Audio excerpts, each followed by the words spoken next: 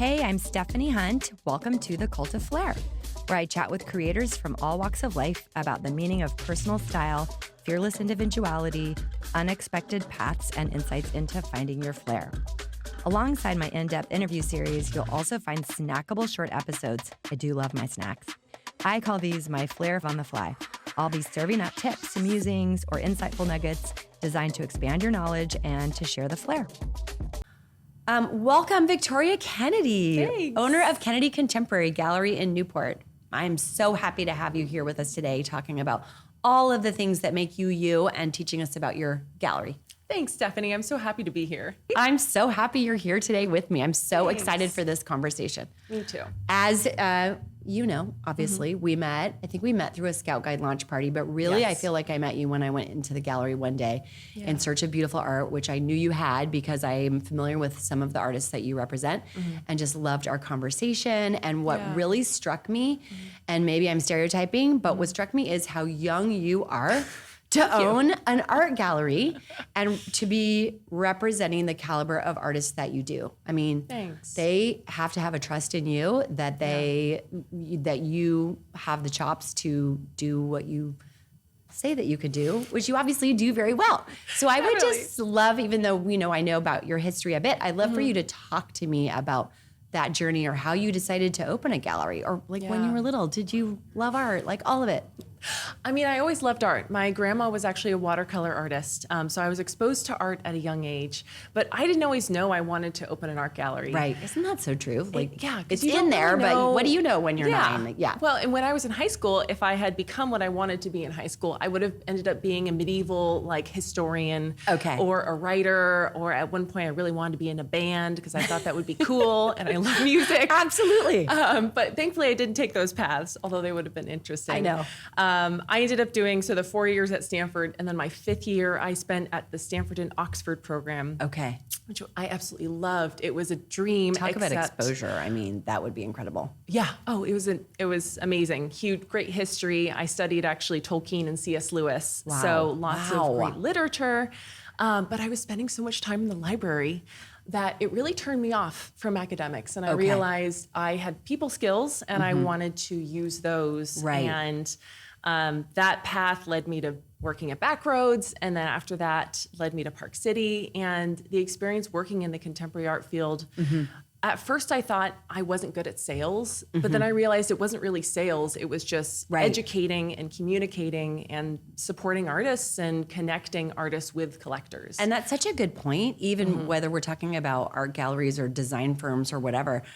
I mean, a medical practice, it really is the people skills. Yeah. I think that, I mean, it might be cliche, but that is what makes a difference. And I feel the same as you. Like the word sales or salesperson makes me a little bit cringy. Yeah. I know, like, I'm not a salesperson. Yeah. But obviously we are. I mean, it's just part and parcel to what has to happen. Yeah, exactly. And you're representing your brand every day, too, and just by who you are. Exactly. Yeah. And you grew up in Newport, right? So I was wondering, before I knew all of this about you, how did you choose Newport Beach to open and run a gallery? Yeah. Because also, like, Newport it's a great clientele. It's also expensive and risky and scary. And I keep coming back to, even, not to make this about your age, but just to have the confidence and to say, like, I'm going to just jump right in and do this. Yeah, it was a long route. How many years ago? 3.5. So that was January 2021 was when I opened. I signed the lease in, I think it was August 2020. So like towards the end of towards the kind of first end of the year of the pandemic. I remember I had the idea of opening an art gallery, but at the time I was actually living in Long Beach, and my husband was, going to school or he had gone to school out there. Okay. So we had found ourselves there, and I love Long Beach. We used to live in Long Beach. Oh, you did? Where? We did. Belmont Shores, St. Joseph Street, Avenue Street. I used to walk all around there. And I was in Belmont Bixby. Heights. Oh no, I love Long Beach. That was our early years of marriage. So fun. It's like great culture, great food, obviously, and you're close to LA. More diversity. This is exactly why we lived there. My husband commuted to Orange County. We were newlyweds. and I was commuting to LA, and Long Beach just made sense as the in between. I'd say halfway, but I'm not good with distances, so I don't really know. It is. I mean, depending on traffic. But I was living, so we were living in Long Beach, and I was convinced, I said, okay, I'm going to open up a gallery in Long Beach. Because Long Beach has good artist-run spaces, but they don't have like a great, I would say, serious art gallery presence. That's great. That's great to know. That's not great, but that's great to know because I was wondering. When I was living in Long Beach, it was so many years ago that I was doing design in my own house and helping friends, but I didn't know that I would have a design firm or be a designer someday. I was totally different field. So I just wondered if maybe I wasn't paying attention to art galleries, but they really don't or didn't exist. Not really. Now they have like a good museum and institutional presence out there. But in terms of commercial art galleries, they're few or, I would say not the caliber as we hear of like in Orange County or LA. Okay, right. Anyway, so I was telling this to my dad, who has a great business mind and someone I really value his opinion. Right. And he said, Victoria, you'd be crazy if you don't open up an art gallery in Newport Beach. Yeah. And I at first I resented him for saying that because I thought, oh, Dad, I don't want to move back to where I went to high school. Right, I'm not forging that my person. own trail. Yeah, I don't want to live in the Newport bubble. Yes. And then I realized, oh, wait, I need people to buy art if I'm going to financially succeed. And Long Beach does have a good clientele of, well-off individuals who can afford, have the means to invest in art. And who might be prioritizing art and knowledgeable about it. But I think that's a great point. The galleries that I think of in Orange County and that I have relationships with, other than yours now, I associate Laguna. Yeah. Or even there are one or two in Corona Del Mar that I have a relationship with. But when I found out about you here and in Westcliff, which is so local, I'm like, this is genius. Yeah, thank you. Well, someone could get a coffee and then go to Red Balloon and buy a cute outfit and then fall in love with a beautiful giant painting. Yeah, perfect. And that often happens. So I do credit my dad with really forcing me to realize that and encouraging me to do that. So I put together a business plan, and I was actually about to write my resignation letter from my former employer when COVID happened. Okay. And we had just bought a townhouse in Costa Mesa. Oh my gosh, terrifying. And so wonderful, but COVID, anything pandemic related, fill in the blank about businesses in general. Yeah, it was terrifying. Absolutely. And, we had mortgage payments and my husband is an event videographer, so he lost all of his work. Yeah. So I put the gallery dream on hold for a good 6 to 8 months while I kind of worked on the business plan, figured things out, obviously sheltered at home with our family and friends. And then when the time came, I started looking at retail spaces, and I was lucky enough that there was one retail space that had been vacant for so long, and it was COVID, that they were willing to give me a shot, basically. And it's this 990 square foot gallery space in Westcliff Plaza.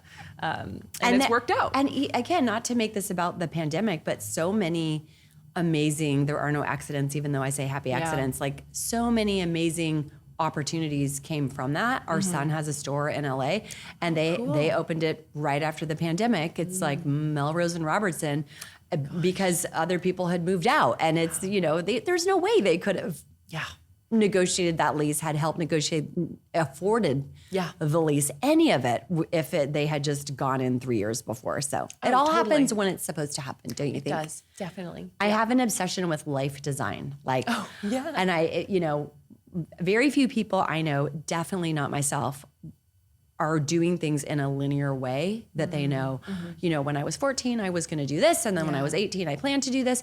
But don't you find yourself using all of the skills from your past careers, whether it was art or backroads or ski instructing, the people skills, or even like the problem solving skills? Oh, 100%. Yeah. I mean, even like all the essays that I wrote at Oxford and Stanford. Yes. Like it all comes, to a point where you can use all those skills. And I actually think one of the challenging jobs I ever had was being a trip leader for backroads. It taught you how to think on your feet. Definitely. Set expectations with high maintenance type A personalities. Deadlines, right? Deadlines. Yep. Yeah. Also trying to communicate in a different language because I was in France, which was terrifying. But it was, that definitely taught me a lot. And working in the art gallery space as well, getting to know, what the industry standards are for working with art consultants, with artists, who the emerging artists are that I should be aware of, advising artists on their pricing structures. Like there's so many things that go into the art world. Oh my gosh, it's huge. People don't think and of. I love that you're bringing this up because I do wonder, and I wanted to ask you, how do you decide which artists you're going to represent? Because obviously you have a limited amount of space. Yeah. And so is there ever a situation where artists approach you and say, I want you to represent me and carry my art, that you have to be a really smart businesswoman and say, you know, if just even for your real estate, like, you know, if you can't fill up a place with art that you, or artists that you might not personally love, but also think is, you know, commercially, whatever the word is I'm looking Viable. for. Yeah. Viable, sellable, like Yeah. somebody has an interest in it. So how does that generally work? Do you scout them or vice versa or both? Gosh, it is tough because there are so many styles of art and artists that I personally love that I don't think could be generally sellable in our area or to our This market. might not be the right market. Exactly. Good point. So you have to keep that in mind. When I look for artists, I typically look at galleries or institutions outside of Southern California because in the art gallery world, you typically have geographical exclusivity. So I represent these artists in Southern California. That's right. That's right. That was my other point. It's like having a clothing store, any kind of a store. You can't carry this line of furniture or this brand of jeans if somebody within X number of miles is also carrying them. So and it's also, it works out in favor too of the artist because you have one person who is in charge of kind of marketing your career to that area, working with the interior designers, developing relationships with private clients. So I looked at galleries in Santa Fe, Northern California, you know, New York, really all around the U.S. And then I have to ask myself, do I like their art or do I love it? Right. And that level of love. Like it's probably not black and white, right? It isn't. No, because I like spectrum. a lot of art, but I have to like really love it and really believe in it. And then I also have to like the artist as people too, or as a person. Absolutely. Because this is such an emotional, tough business that you have to, you know, work with people that you can get along with. That's actually a great point, and I did not know that. Yeah. I would think like it's human nature to have maybe a person that you go like, okay, they're not necessarily my cup of tea, but I don't really think, well, I definitely didn't know that you would have to have the type of relationship that you obviously do with these artists that, you know, it's like design clients. Like it's certainly helpful and makes for a much better relationship overall when you enjoy one another. And it is much more difficult to do when you don't. Yeah, most of the artists represent now, they've been with me since the beginning of the gallery. Okay. I'm very fortunate that they've been commercially successful, but we also are helping each other in our careers, and they're showing at galleries around the U.S. and I'm very proud to show them here as well. How do you handle clients that might be, well, if they're visiting, they would come into your gallery and see their work. Yeah. But I know one of the challenges I have as a designer, and I really do specialize in art, it's one of my areas. I think there are so many great designers out there, but a lot of them don't have a clue about art. And I'm not trying to say like I'm the expert on art, but I grew up with it. And I grew up with grandparents on both sides who are art collectors and a mother who's an artist. And now I have a son who's an artist. And so I can walk into an empty room and be more excited about the wall space than I am what their sofas are going to be or the rug or the coffee table. Like I love all of that. And a lot of times people don't prioritize it financially. So they have a budget and then the budget does not include art, and I'm forever trying to protect that budget. Yeah. So are you, I guess this is like 5 questions in one, but my first part of that 5-part question was, how do you sell or show or properly inform somebody who is at a distance? Because digitally, these pieces don't show as well. I go into your gallery and I love them, or any gallery when I fall in love with a piece of art. And then somehow when the client isn't by my side or living in that town and I'm showing them these images with the artist bio, it's just harder to do. Do you find that a challenge or no? Yes and no. I think some... Teach me the tricks. Well, here's the thing.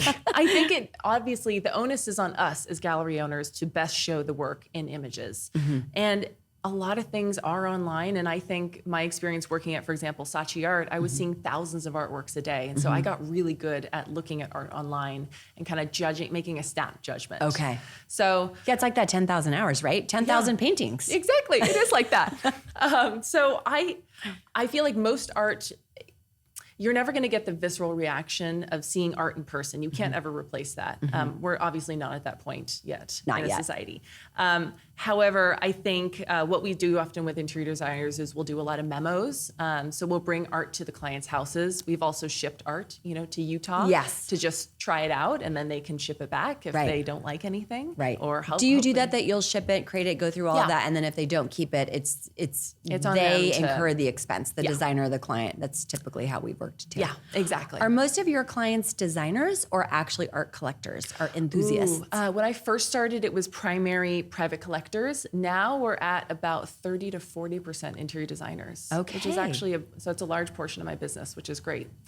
We've developed great relationships with interior designers in this area who are now coming to us and asking us for help basically to source art for clients. I love that. Do any designers come to you and say this is the type of thing they're looking for, and then even if you don't have that artist represented, you can sort of go out as an art scout, an art advisor yourself? Do you do that? Yeah, I've actually started doing that a lot more this Good year. to know. It's called art consulting. Yes.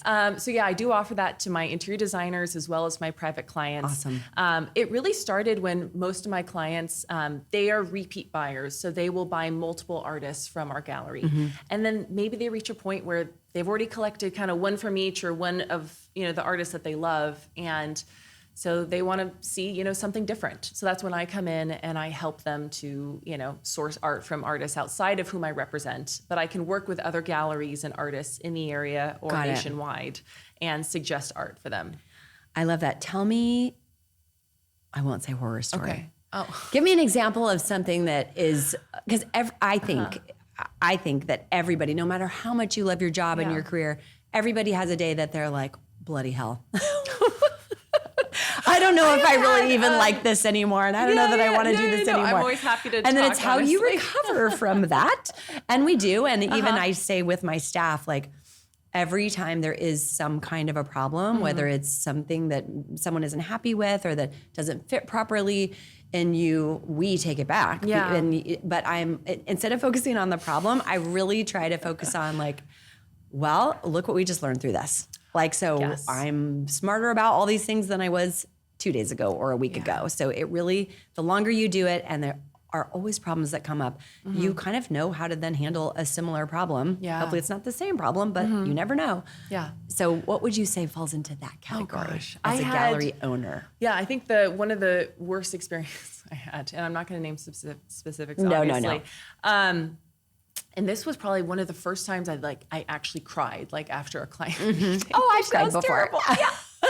But you kind of get your hopes up and you make all this effort to go out, in this case, I was driving far for a client and I brought a ton of art, and at the end of the memo, just nothing was working. And they eventually, settled on maybe one piece out of the, 30 or 40 that I brought. And 30 or 40? yeah. It was bad. Yeah. Yeah.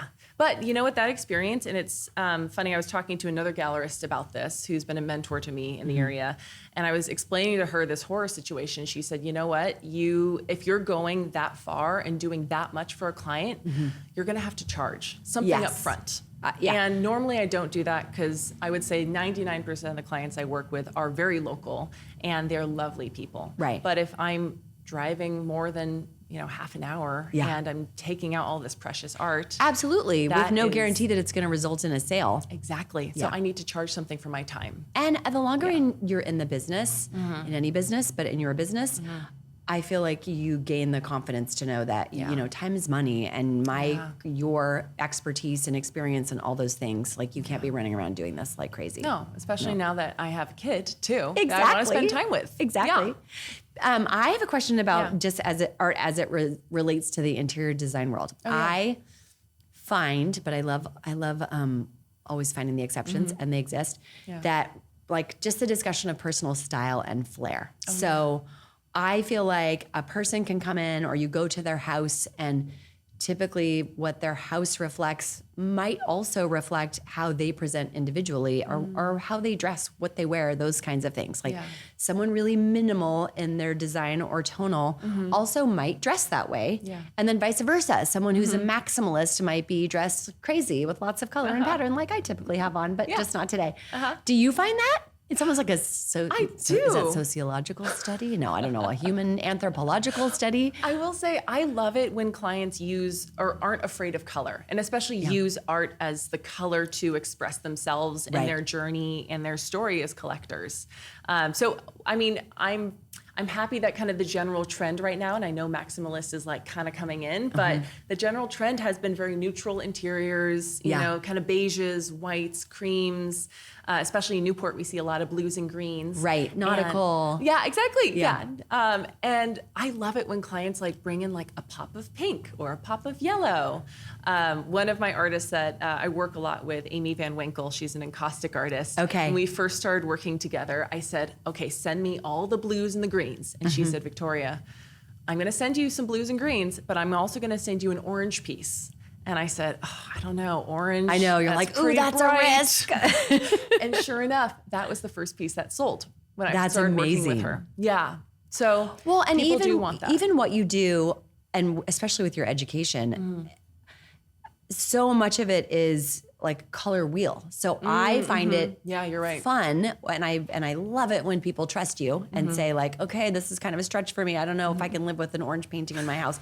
But when I can explain to them like, okay, this is a complementary color. Like you have all these cool colors. You need something warm to offset it. Like yellows, oranges, something. It just, even if somebody can't articulate why they like a room, I feel like there's probably a balance of both in there, even if it's just in the tiniest way. Yeah.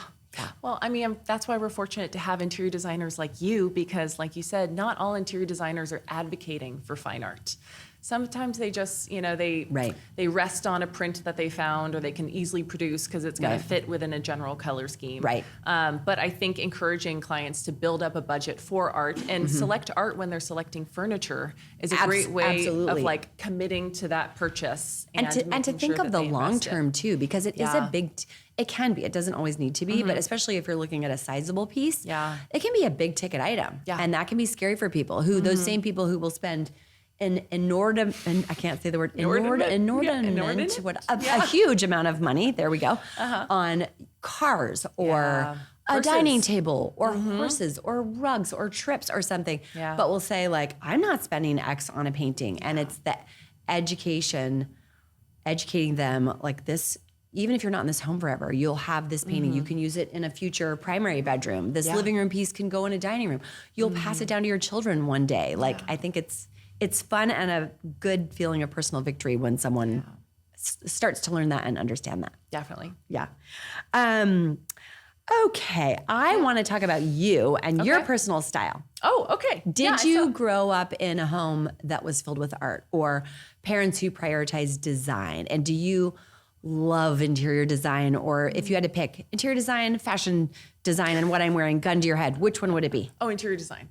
Okay, I'm looking at you and you look so gorgeous. I'm like, oh, she's going to say personal this design. This is the only, you're the Flairhunter. This is the only Flair dress I really have in my wardrobe. I'm very much like a neutrals, kind of like jeans and t-shirts and, some coats and jackets. But you still have lots of flair. I think Thank you. People think, oh, my definition of flair is color and pattern. And I'm like, it really isn't. I somehow need to re-educate people on my brand. It's really about just personal style and not trying to dress or decorate your house in a way that everybody else is because it's in style, it's in fashion. So I sense that you get that.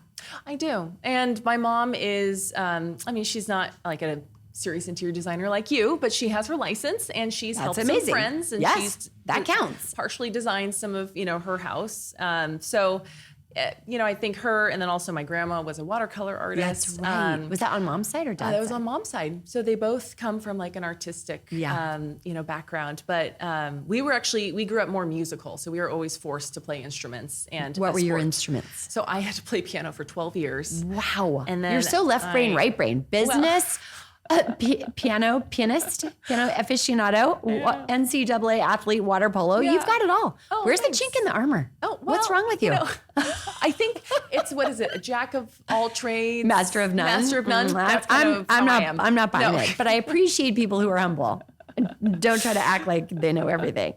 Have you noticed your style changing since you got married or now with a 1-year-old? Because I know when I first got married, I had lots of strong opinions about what I wanted my home to look like and did. And then to have to merge that style with another human being. And when I grew up, I felt like sorry, Dad, but I felt like my mom got to make all the rules and my dad hung the paintings where she wanted. And then when I married my husband and he had a pretty strong opinion about what he liked and didn't like, I didn't necessarily love it, especially when it didn't align with what I liked. So, and then of course, 33 years later, like you learn to compromise and you celebrate the things that you share opinions about. And thankfully, my husband and I are very like-minded when it comes to art and started collecting early days. We had no money. We didn't have 2 nickels to rub together. And I remember we were in New York for a business trip for him and we found this little artist on a street corner in Soho and bought something for $100, brought it back and had it framed. And we have, not even just because of the nostalgia, but because we truly love the piece, we have had it in every home over 33 years. And there are a lot of homes because we move a lot. And sometimes I reframe it to change it a bit. And it's one of those pieces that everybody, not everybody, but lots of people remark on when they come in. They're like, I love this piece. That. And I love saying like, we bought it in 1991 for $100 on a street corner in Soho. Thing about art. And I, similar to you, you know, when it comes to my own art, I don't have a huge budget. We're focusing obviously on like our own DIY projects on our house. Absolutely. And paying raising a family, a child, owning a business. So our budget is small, but over the past years, I have collected a bunch of small pieces. And so I've collected them from art fairs, artists that I love. I love that, like flea markets, like, I love that. Yeah, but in terms of, what was your other question? Interior design? Interior design, how it's evolved since you got married. Has it evolved, or is it just that you're different? Do you have different priorities now? Because who has time to think about their house when they own a brick and mortar art gallery and... and everything. And everything. I feel like after I had Liam, obviously, like most young moms, I was in the sweats phase for a good, 2 or 3 months because I was just recovering and getting used to life. In the rhythm of motherhood. But then I do remember when I was going back to the gallery, I would get so excited because I could actually wear jeans and like clothes. A reason to get dressed. Wear a little mascara and makeup. So I started actually more investing, I would say, in fashion after Liam. I was so excited to see that high-waisted mom jeans were back in fashion. Absolutely. So I have a whole new wardrobe of like mom jeans. And, I've been buying a lot actually from like Quince. Have you seen Quince? Oh my gosh, I had never heard of Quince. And 2 of my staff members back in Park City turned me onto it last year and I love it. They have great staples. Great staples. Yeah. So I've been buying some stuff from them and then also, like Eber J and J. Crew. I'm more of that line. I'm not like super funky. I feel like it's classical. It's classic. It is classical. Classic elegance. Yes. Yes, I love that. Like Katharine Hepburn and Audrey Hepburn. Yeah. Both, even though the Hepburns pearls, aren't related. Yes, exactly. What does Flair mean to you? Even though I've now like led the witness. I'm like, Flair means personal style. Well, if I didn't say that, what would Flair mean to you? I think Flair is a mindset. I think it's a courage to live how you want and live your truth and your values. That's a great answer. I think for me, it's like I wear jeans and a t-shirt, but I'm owning the fact that I love, going to the playground at 5 p.m. after work with Liam. I love baking for my family and friends. Yes. Oh, I love hosting cocktail parties and spending time with other female entrepreneurs and having coffee and kind of commiserating but sharing joys together. Right. That's Flair. That's Flair. It's like owning and being unapologetic about what you love and how you live your life. I definitely think that's Flair. Yeah. What is your greatest source of inspiration? I know that's kind of nebulous, but if you are just a bit burned out, or whether it's you're researching artists or you're just going to the gallery, or I don't know, is it travel, especially since you lived in France and did a backroads thing, or is it, do you go through art books or magazines or something totally different like cartwheels? Who knows? There's no wrong answer to that. When I think of inspiration, I think of like, how do I want to live my life? Because that's always that's kind of my North Star and my goal. Okay. Like, how do I want to structure my life? And that's even become more clear since having a kid. Yeah. And I feel like that has been good for me because I tend to be very selfish and thinking, okay, what is going to make me happy? But now I have to think, okay, what do I want for my life and for Liam's life and my husband and our family? So I feel like my parents are my inspiration. They have such a great marriage. They have, they've produced 3 productive I was just about members to say, of society. do you have siblings? I have two Where younger are you in siblings. birth order? I'm obsessed with birth order. Okay, can you guess? Are you the oldest? Yes, of course. I guess I'm the right. type A personality, I'm the middle. I was going to be really happy if you said that makes middle. sense. Yeah, that makes sense for you. I love that. Okay, we're going to wrap it up soon, but I want to Okay. ask you like silly questions that have Okay, nothing go to for do it. with. Okay, Okay. so movie snack. Popcorn, Milk Duds, Raisinets, other. What's the minty mint things? Oh, Junior Mints. Junior mints. That's what I love. I love Junior Mints. Yeah. Okay. Do you have a favorite color? Or if that's too much of a yes. commitment, do you have colors plural? Like a sage blue green. Very, Okay. very typical in Newport. Right. Yeah. I love that. I It's love that color. calming. I love that color. I also love like dark exterior house paint right now. Same. When I go, oh my gosh, we were just in Napa and to see some of the huge wineries or private homes that are like painted like Darth Vader. Like I just Darth love that. Vader I love black it and charcoal. so much. I love I that, know. yeah. I love that. Favorite city? Do you have one? Ooh, Or small town? I love Costa Mesa. I will say Costa Mesa has a lot of young businesses that are popping up, gosh. which is very exciting. Costa Mesa has hipped up incredibly in the last 10 years for sure. Yeah. And maybe even longer, but I love seeing how Costa Mesa has evolved and the number of young families moving there. We're actually doing a project Westside Costa Mesa. Oh, no way. And it's a spec build for a builder Okay. that I do a lot of work with. And just seeing who their typical buyer is and designing for that, since it's obviously a real estate deal, Yeah. it's been really fun. I mean, the insurgence of, I feel like people like you, Yeah. like young, like young families moving young there. families. Yeah, I love it. Yeah. Okay, what else can I ask you? Favorite book? Do you have one? I know you're very literary based on some of the things you referenced. Yeah, I read, or I used to read a lot more, I would say fiction when Okay. I was like younger. I'm reading currently right now, and I got this from my dad. It's called SPQR, and it's a history of Rome by Mary Beard. And it's actually very interesting. Okay, I need that book because I'll I lend it to you love, afterwards. I'm memoir obsessed, but I'm also okay. historical fiction history obsessed. And Okay. SPQR, I don't know if it still exists, but several years ago, over 5, probably less than 10, we went to dinner at a very fine dining establishment in San Francisco. That's still there. SPQR. Yes, my friends go there. Oh my gosh, Yes. it was so, I think it's James Beard, it's Michelin, it's something Yeah. very fancy. Yeah. And when we were asking the waiter about the significance of the name, he was explaining it to us and Rome and all of that. Yeah. And so I love that you know that. Yeah, so that's been fun. Anything else you want to tell us, or where can people find you on social media, LinkedIn, anything like that if they want to know more about the gallery? Well, I would say Instagram is the best way to find us at Kennedy Almost like Contemporary. websites are almost obsolete now. I feel like I just go to people's Instagrams. And here's another plug for our website. We aim to be as transparent as possible, which I don't think a lot of art galleries are. So we post all pricing. We show love that you do availability. that. We show additional images when possible. So, if you're a client in Utah or, across the US, you can go to our website, see what's available by the artists. And of course, you can contact us and we can help you acquire the work. So it's Instagram, since I accidentally cut you off. Sorry. Yeah, no, you're Instagram fine. at Kennedy Contemporary. Correct. Okay. Thank you so much for talking to me Thank today. you, Stephanie. I really appreciate it. I love this. This was Yay. awesome. Hey, thanks for listening to today's episode of The Cult of Flair. I'm Stephanie Hunt. If you like what you heard, please share it with a friend. Follow the podcast on whatever platforms you are listening. Follow me on Instagram at The Flairhunter or at The Cult of Flair. And until next time, go find your flair.